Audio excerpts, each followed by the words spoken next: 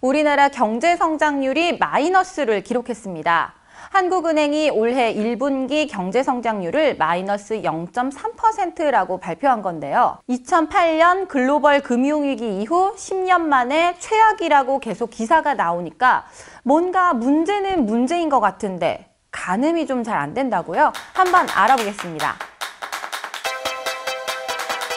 실질 국내 총생산 GDP 성장률은 한 나라의 경제가 얼마나 빨리 성장하느냐를 보여주는 지표입니다. 그러니까 성장했느냐, 안 했느냐를 보는 게 아니라 사람처럼 성장이 기본 전제인 거죠. 근데 마이너스가 됐다는 건 사람으로 치자면 키가 갑자기 줄어든 셈이나 다름없는 겁니다. 이렇게 우리 경제가 역성장하는 이유는 먼저 기저효과가 작용했다고 볼 수 있습니다. 비교로 삼는 시점이 지난 분기인데 지난해 4분기에는 1.0%의 깜짝 성장을 이뤄냈습니다. 그 지난 분기랑 비교해 봤을 때 상대적으로 올해 1분기가 역성장한 것처럼 보인다는 거죠. 그런데 문제는 이 기저효과를 감안하더라도 올해 1분기 성장률이 낮다는 점입니다. 지난해 1분기 전년 동기 대비 성장률도 1.8%에 그쳤는데요. 2009년 전년 동기 대비 이후 성장률이 최저치입니다. 그래서 진짜 이유를 살펴보자면요.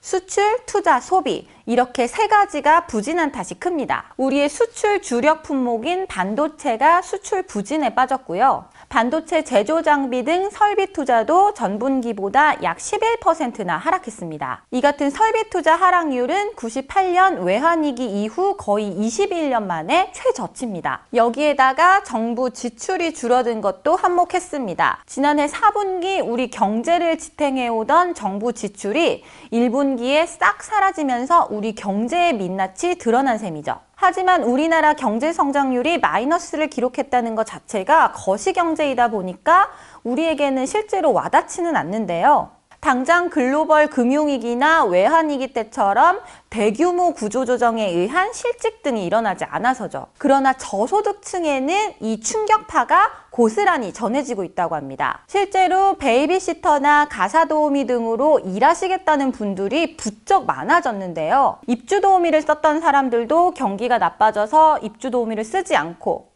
또 가사도우미를 썼던 사람들도 시간을 확 줄이면서죠. 그리고 이런 개념은 대부분의 비정규직 일자리에 퍼져 있고요. 그래서 벌써부터 금리를 인하해야 된다. 추경을 확대해야 된다는 이야기들이 나오고 있습니다. 정부는 당초 제시한 성장률 목표를 달성할 수 있도록 총력을 다하고 하반기에는 좀 더 나아질 거라고 예상했습니다. IMF가 딱 한 달 반 전에 한국 경제가 중단기적으로 역풍을 맞을 수 있다고 경고한 점, 그리고 민간 경제 전문가들이 실물 경제 위기라고 경고한 점 등을 그냥 공포감 조성이라고만 치부할 건 아닌 것 같습니다. 이런 말들을 위기로 인식하는 계기로 삼았으면 좋겠고요.